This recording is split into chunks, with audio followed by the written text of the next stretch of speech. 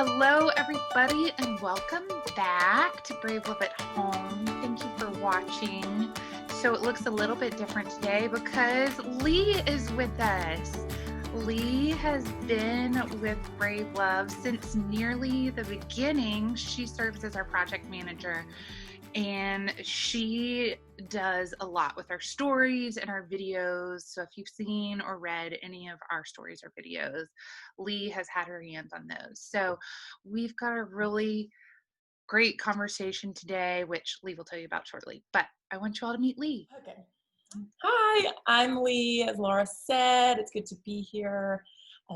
As you know, Brave Love's mission is to change the perception of adoption through honest, informative, and hopeful communication that conveys the heroism and bravery a birth mother displays when she places her child through adoption.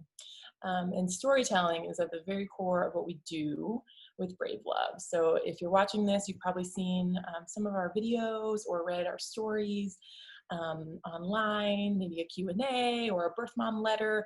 And we take stories very seriously with Brave Love. Everybody who shares their story with us opts into doing so.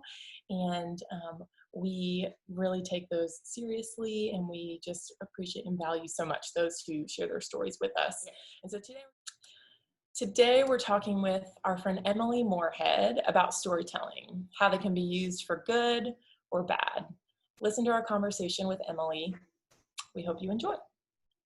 Hello, everybody. We have an amazing guest with us today, Mrs. Emily Moorhead. Hi, Emily. Thank you for joining us. Okay, you have a lot of letters after your name. So will you tell those watching what your job is and what you're doing today? Yeah, so I am a licensed professional counselor in the state of Texas, and I work, kind of have like two lives going. So I work at the Gladney Center for Adoption. I create research programs and follow data and trends in our departments when we're looking at adoption. I'm the host of our Reframed podcast, and I create curriculum for families, birth parents, and adoptees about adoption and clinical matters that impact their story. And then I'm also a co-owner of the Couch Therapy, and I'm a therapist there, and we work with individuals with grief and loss, infertility, miscarriage, adoption. So I've got a clinical perspective as we talk today. That's awesome. You're just a little bit busy. So just a little. Okay, Lee, I know you've got a question for Emily. Yeah, Emily, I've heard a lot of stories over the years, I'm sure, and just have gotten the privilege of hearing from a lot of different perspectives. So this is a pretty general question, but what does it mean to you to share your story?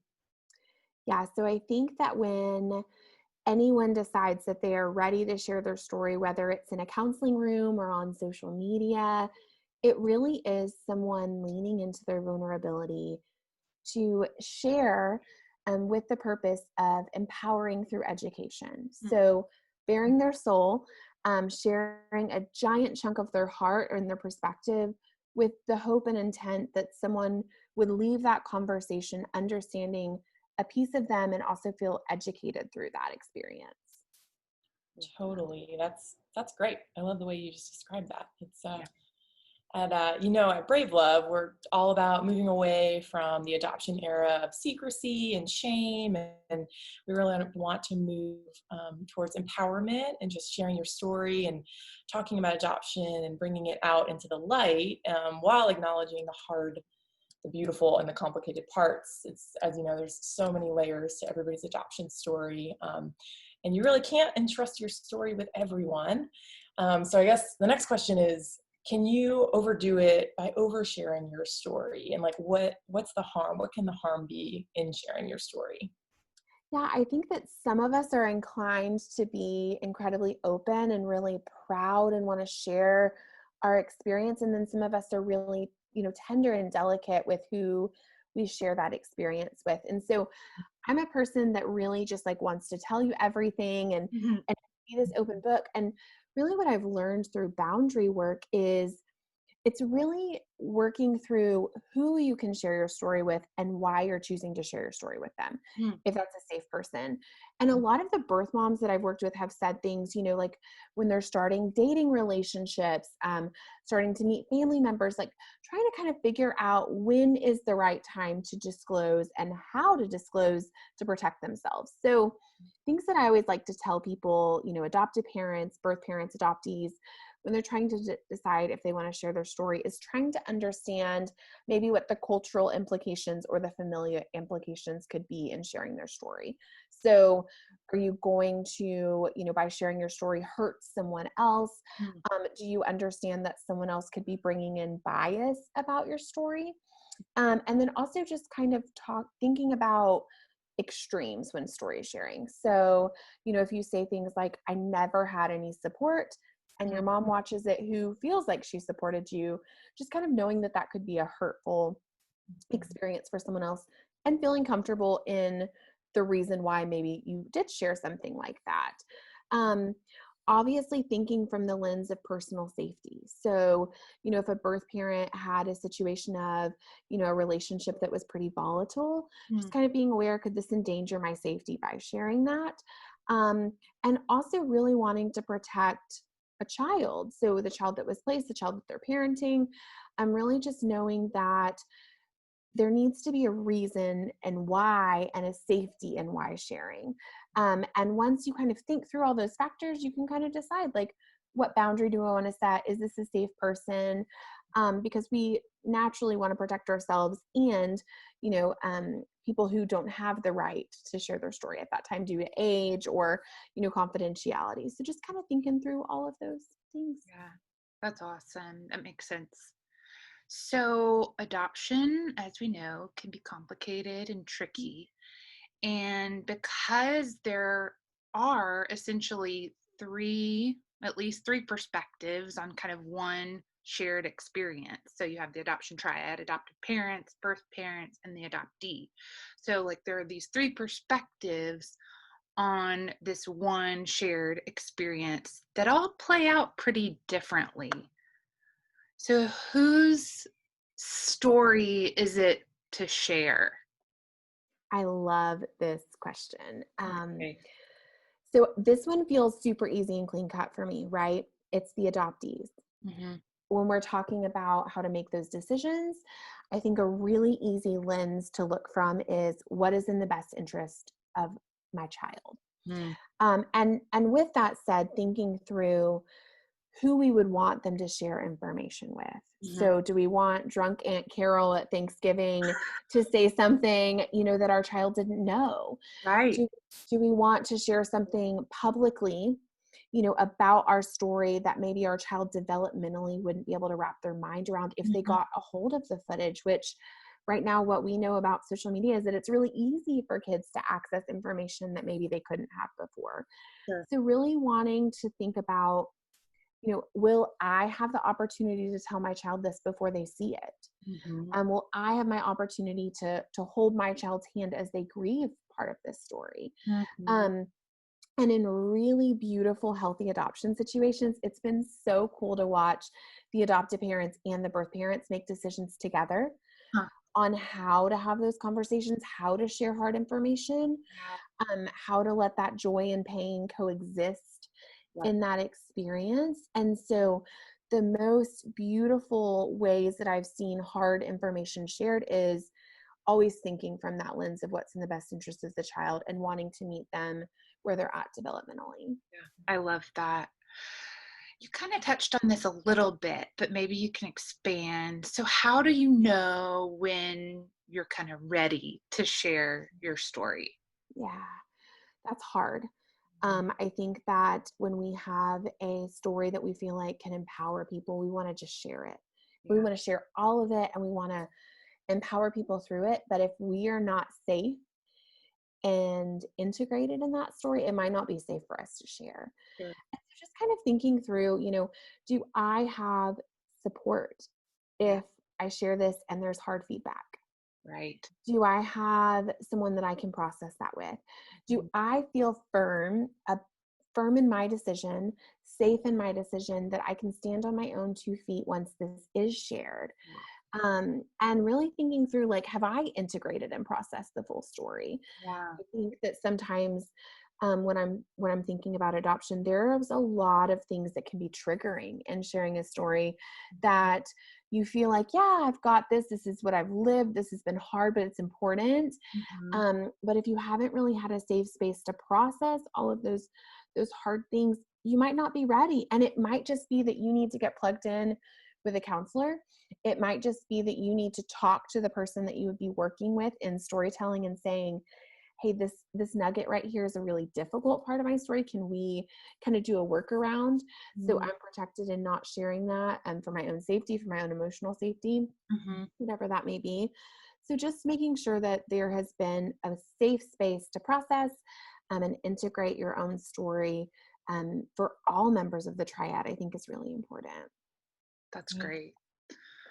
Lee, Yeah, and on that, you're like, you could leave out some of those parts and still have a story, but maybe that's something that just isn't shared, on the World Wide Web. So I'm sure, yeah, I've come across stories where we've worked on that, and it's been like, maybe we just leave that part out, and that doesn't need to be in, but it's still a beautiful story, and gives the owner of the story that just platform and that place to share and encourage people. In your therapeutic opinion, what are some questions that you would recommend a birth mom ask herself before sharing her story publicly? Yeah, I would say just thinking through, first things first, your safety, emotionally and physical safety. So if you were involved in a relationship that wasn't safe, really thinking about the platform that you could put your information on, thinking through your emotional safety and how exhausting it can be to tell your story. sure. And just receiving comments feel really good if they're positive, and feel really bad if they're negative. And so just knowing that you have a safe space to land in that, and just kind of preparing that it might be really exhausting after sharing your story on a big platform, and knowing if that's okay for you or not, or if it's not. Sure. And I really would say trusting the storyteller, trusting the work that's been done, trusting the stories that have been made. I know that anyone that works with you guys, I mean, it's really easy to check out your page and see that you delicately walk with everyone through the story, that there's not a biased perspective, that adoption is what it is and it's safe in your space. And so really wanting to make sure that the storyteller would preserve that and protect you with that. And I always think that you should trust, the storyteller enough to, if the story got hard, that they could pull it down. If the story, triggered something in you, that they could connect you with a resource. So wanting to make sure that that person is a safe person for you, and that that platform is a safe platform. That's great.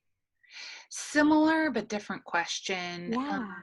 Would you recommend any other kind of questions out there for adoptive parents? Things they should ask before sharing their child's story? Yes. So I know that there are a lot of adopted parents that are waiting. And sometimes adopted parents are like, ooh, I'm going to blog about this. This is going to be a really cool way to bring awareness to adoption, which it is.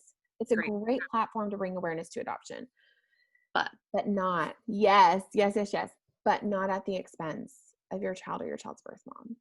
And so anytime that you have that desire to share, I think putting on that lens of, if this is my child's story, is it safe to share with this person? And I like to tell adoptive parents to really think about why you would let someone know your child's story. Specifically from, you're going to need support in parenting. You're going to need unique systems to work and play in your family. But I think that you have to identify who those systems are and why you need to share your story with them.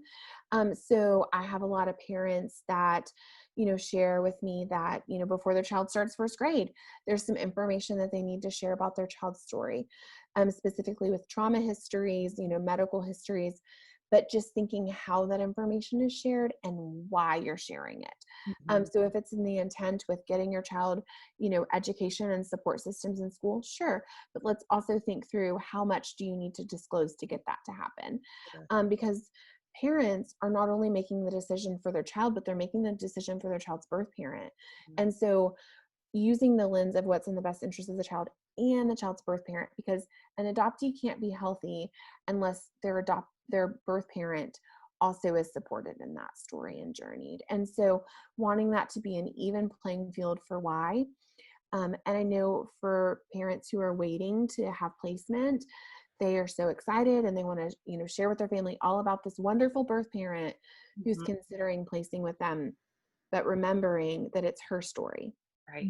And, that you have to protect her just as you have to protect the child that she may place with you, just as you have to protect her family or, the birth father's family.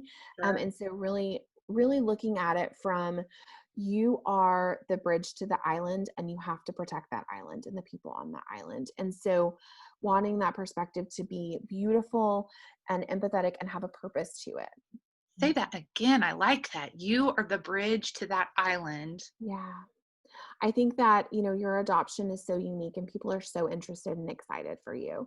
But that island needs to be safe for everyone to be healthy on it. And so you decide who's safe and not safe to go on that. And that's for anybody. Sure. That's boundary work that needs to be done in ensuring everyone's health in adoption. I love that.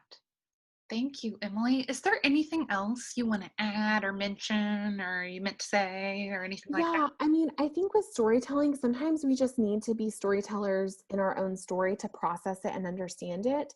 And so if someone is struggling with a story, if someone's struggling with understanding if it's the right time to share a story or how their story is impacting them in a daily way, I think it's important to seek out resources that can support you in that, whether it's, support groups that Brave Love has online, whether it's, finding a counselor in the area that's familiar with adoption, whether it's reconnecting with your agency, just finding ways to support you, because as stories are told, there's chapters 2 and 3 and 4, and how that integrates is so important in being supported. I also want to add in that I think it's really important for adoptive parents before they start the adoption journey to understand their own story that led them to choosing adoption to build their family. So if the family had, multiple losses in pregnancy, if the family had, a lot of trauma in their infertility journey, it can absolutely be triggered by adoption. And so being aware of how to integrate your own story into the new journey that you're about to walk, I think is really important. And so feeling comfortable in that identity and finding a safe space to process that so that journey isn't triggered by the adoption journey as well. That's great. That's a great point. Thank you. Gosh, I love talking to therapists. I know I've told you that before. We're really grateful for your insight and your wisdom, and we'll talk again. So appreciate your time. Thanks for having me on. Yeah, bye. Okay, I hope you all enjoyed that conversation with Emily. I learned a lot, and hopefully you did too. Emily shared some great resources too, and we're going to put those links here at the bottom of the page. So I encourage you to click on those. I also encourage you to ask any questions you have. You can do that in the comments down below. Or if there are other topics that you would like us to cover, please tell us. We love hearing from you. So that's all. Keep watching, keep sharing, and we're grateful for you. Have a good day. Bye.